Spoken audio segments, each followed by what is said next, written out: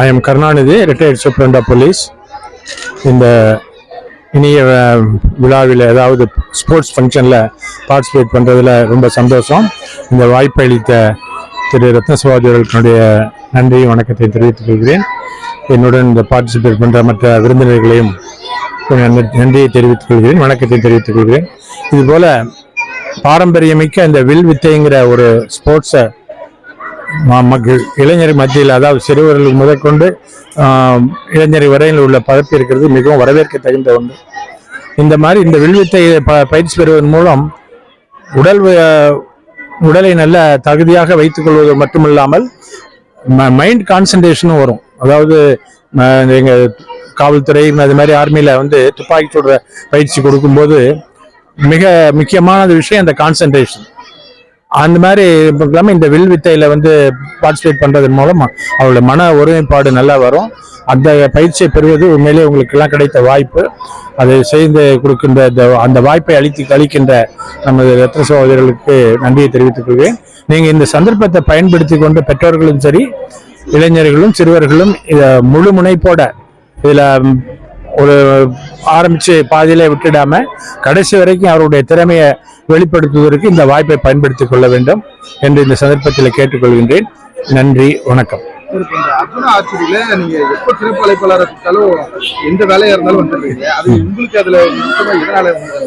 அதே ஒரே காரணம், நான் காவல்துறை அதிகாரிங்கிற முறையில சாதாரணமாக இந்த சிறுவர்களும் சரி, இளைஞர்கள் இந்த சமுதாயத்தில் இருக்கிற தவறான வழிகளில் போயிடுறாங்க. ரொம்ப ஈஸியா ட்ரக் அடிக்ஷன்ல இருந்து மற்ற தவறானதெல்லாம் போயிடுது. இவங்க இந்த மாதிரி போகாம இருந்தாவே காவல்துறைக்கு வேலை கிடையாது. காவல்துறைக்கு சும்மானாலும் ரவுடி கேவன் சொல்லிட்டு பார்த்துக்கிட்டு இருக்கோம். அது மாதிரி போறவங்களுக்கு தான் பாத்தீங்கன்னா அந்த இளம் வயதுல அவர்களை சரியான திசை காட்டாம அவங்களை நல்வழிப்படுத்தாம விடுறதுதான் காரணம். அந்த மாதிரி இப்ப நல்வழிப்படுத்துகின்ற ரத்ன சபாபதி போன்ற இந்த மாதிரி ஸ்போர்ட்ஸ் ஈவெண்ட்ஸ் முக்கியத்துவம் கொடுக்குறவங்களுக்கு நம்ம ஊக்கமளிக்கணும். அவர்கள் கூப்பிடும் போது இது மாதிரி எல்லாம் வந்தோம்னா தான் இவர்கள் மத்தியில் இப்ப நான் பேசுறேன்.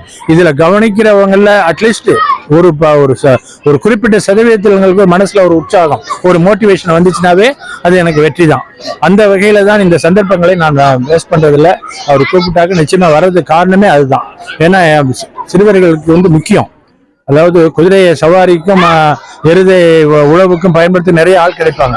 ஆனா இளைஞர்களை தவறான வழியிலிருந்து திருத்தி நல்ல வழிக்கு கொண்டு வர்றதுங்கிறது, நல்ல வெளிக்காட்டு பொருள் வர்றதுங்கிறது ரொம்ப கஷ்டம். அதனால அப்படிப்பட்ட நல்ல இயக்கங்களை, நல்ல ஆர்கனைசேஷனை நம்ம ஊக்குவிக்க வேண்டும், உற்சாகப்படுத்த வேண்டும் என்ற காரணத்தினால நான் அதில் பார்ட்டிசிபேட் பண்றேன். அது ஒரு குறிப்பிட்ட விளையாட்டு தான். இப்ப நான் பணியில இருக்கும்போது ஒரு சில ஸ்போர்ட்ஸ் தான், அத்லெட்டிக்கு, இந்த மாதிரி பாஸ்கெட் பால் இது மாதிரி இருந்துச்சு. இப்போ நிறைய வகைகள் வந்துருச்சு, விளையாட்டுகள்லயே நிறைய வகைகள்லாம் வந்துருச்சு. ஏன்னா அந்த ஒலிம்பிக்ல பார்ட்டிசிபேட் பண்ற அளவுக்கு உள்ள விளையாட்டுகள் எல்லாம் இப்ப இன்ட்ரடியூஸ் பண்ணி கொண்டாடுறாங்க. இந்த வில்வித்தையை கூட நான் பணியாற்றிய காலங்கள்ல இந்த மாதிரி வில்வித்தைகளெல்லாம் நான் பண்ணதில்லை, பார்ட்டிசிபேட் பண்ணதில்லை, வந்ததில்லை. இதெல்லாம் உண்மையிலே எனக்கு ஒரு புதுமை தான். எதா இருந்தாலும் சரிதான், ஏதோ ஒரு வகையில சிறுவர்களிடமும் இளைஞர்களிடமும் உள்ள திறமையை வெளிக்கொண்டு வருவது மிகவும் வரவேற்க தகுந்தது. அதை நம்ம உற்சாகப்படுத்த வேண்டும், ஊக்கப்படுத்த வேண்டும்.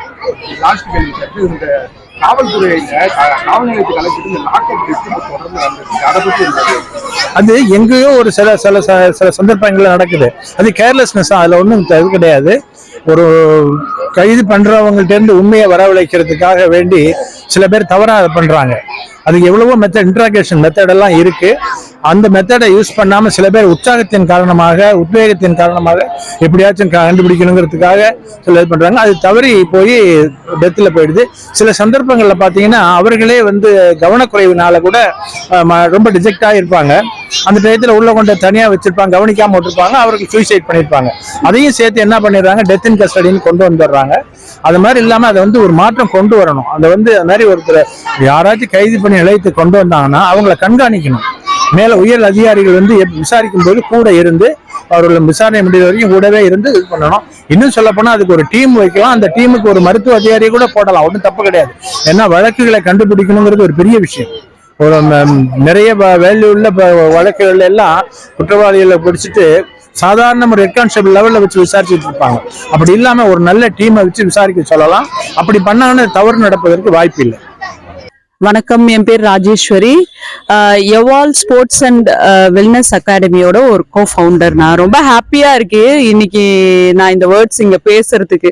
என்னன்னா இன்னைக்கு ஒரு அமேசிங்கா ஒரு ஆர்ச்சரி காம்படிஷன்ஸ் இங்க நடத்தினாங்க. முதல்ல ரத்ன சபாபதி சாருக்கு நன்றி சொல்லிக்கணும். ஏன்னா ரொம்ப ரொம்ப இன்னைக்கு ஹாப்பியா இருந்தது. குழந்தைங்களோட இந்த பாரம்பரியமானது நம்மளோட வில்வித்தை இல்லையா, அது இன்னைக்கு நம்ம மாடர்னைஸா ஆனாலும் அந்த குழந்தைங்க இவ்வளோ இன்ட்ரெஸ்டா பண்றாங்களா அப்படின்றத இன்னைக்கு நான் இங்க பார்த்தப்போ தெரிஞ்சுக்கிட்டேன்.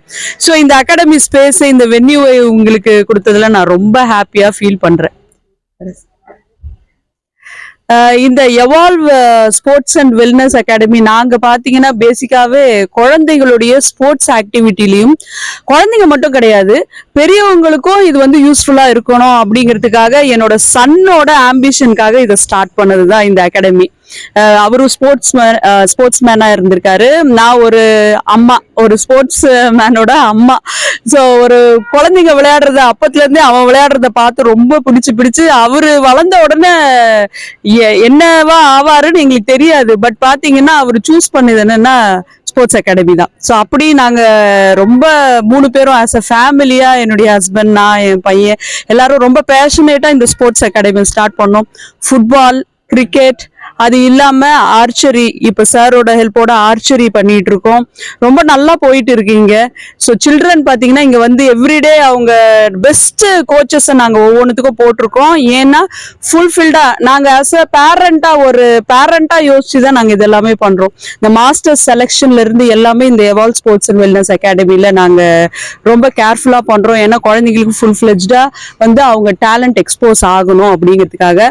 வெல்னஸ்ன்றது என்னன்னு பாத்தீங்கன்னா வெறும் உடற்பயிற்சி மட்டும் இல்லாம மனதளவிலையும் அந்த பிள்ளைங்க வந்து ரெடியா இருக்கணும், ஆஸ் வெல் அஸ் அவங்களோட நியூட்ரிஷன் அளவிலையும் வந்து ரெடியா இருக்கணும் அப்படிங்கிறதுக்காக ஸ்போர்ட்ஸ் மட்டும் இல்லாம சைக்கலாஜிக்கலாவும் அவங்க வந்து கம்ஃபர்டபுளா இருக்காங்களா அப்படிங்கறத பாத்துக்கிறது தான். நீங்க இப்ப பாத்தீங்கன்னா எங்க எவால்வ சுத்தி பாத்தீங்கன்னா தெரியும், ஃபுல்லா பாத்தீங்கன்னா ஒரு ஹோம்லி லுக்கோட இருக்கும்.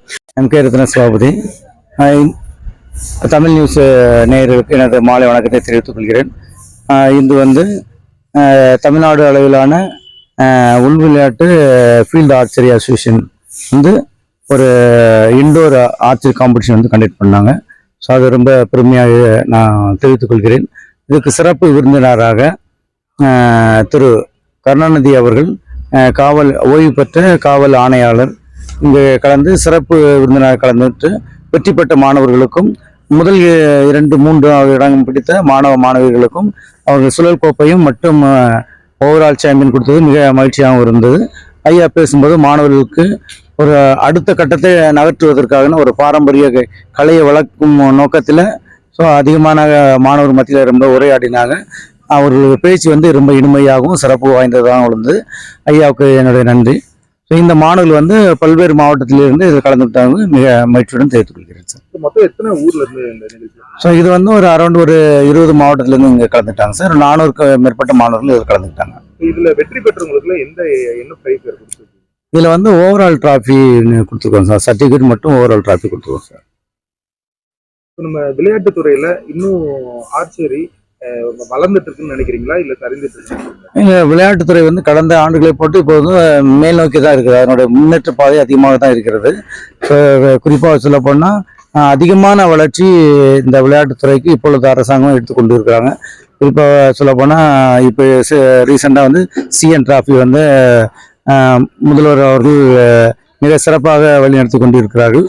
அதுக்கு உறுதுணையாகவும் விளையாட்டுத்துறை அமைச்சர் வந்து எடுத்து பண்ணி கொண்டிருக்கிறார்கள். மிக மகிழ்ச்சியுடன் தெரிவித்துக் கொள்கிறேன். இப்போ ஆர்ச்சரி பார்த்தீங்கன்னா இன்னும் வளர்ச்சி அடையணும்னா அரசாங்கம் என்ன மாதிரி விஷயங்கள் செஞ்சா நல்லா இருக்கும்னு நினைக்கிறேன்? இது வந்து கிராமப்புற, இப்போ இது வந்து ஒரு பாரம்பரிய ஒரு கலை சார். இது வந்து ஒரு கிராமப்புற விளையாட்டாக எடுத்துக்கொண்டு வந்து ஒரு பாரம்பரிய கலையை வந்து சிலம்பத்துக்கு எப்படி முக்கியத்துவம் கொடுக்குறாங்களோ அதுக்கு ஒருபடி மேலாக இந்த வில்வித்தை போட்டிகளை கிராமப்புற ரூரல் கேம்ல இதில் கண்டக்ட் பண்ணால் இன்னும் அதிகமான வளர்ச்சி அடைங்கன்னு நான் தெரிவித்துக் கொள்கிறேன் சார். பாத்தீங்கன்னா இந்த நம்ம ஸ்போர்ட்ஸ்ல பாத்தீங்கன்னா சில மாஸ்டர்ஸ்லாம் இந்த அவங்களுடைய ஸ்டூடெண்ட் கிட்டே இந்த பாலியல் ரீதியான பிரச்சனைகளுக்குலாம் இது பண்றாங்க. அந்த மாதிரி அவங்களுக்குலாம் நீங்க என்ன மாதிரி ஒரு இது சொல்லுவீங்க? இல்லை, நம்ம கையில் வந்து 5 விரல் வந்து ஒரே நேரம் இல்லைல்ல. அது வந்து ஒவ்வொரு இண்டிவிஜுவல் பர்சனாலிட்டியை பொறுத்து அவங்களுடைய கேரக்டர், அவங்களோட குணாதிசயம் இருக்கும். பட் த நல்ல ஸ்போர்ட்ஸ் பர்சனாலிட்டி வந்து அந்த மாதிரி ஒரு ஈடுபாடு அவங்களால அடாப்ட் பண்ண முடியாது. ஸோ அவங்களுடைய தாட்டு, அவங்களுடைய வே ஆஃப் உடல், உள்ளம், ஆன்மா அந்த மூன்றும் ஒருங்கிணைக்கிறது தான் ஒரு விளையாட்டு பயிற்சி கொடுக்கக்கூடிய ஒரு ஆசானுக்கு அவங்களுக்கு தேவை. அந்த மாதிரி ஒரு முறையாக கற்ற ஒரு ஆசிரியருக்கும் ஒரு முறையாக பயிற்சி வைத்த ஆசிரியருக்கும் அது ஒரு தெய்வத்துக்கு எதிரான ஒரு ஸ்தானம், ஒரு குரு ஸ்தானம். ஸோ அவங்க அந்த ஸ்தானத்தில் இருக்கும்போது கண்டிப்பான அந்த தவறுகள் செய்ய மாட்டாங்கன்னு நான் நம்புகிறேன் sir. Thank you. Thank you sir, thank you.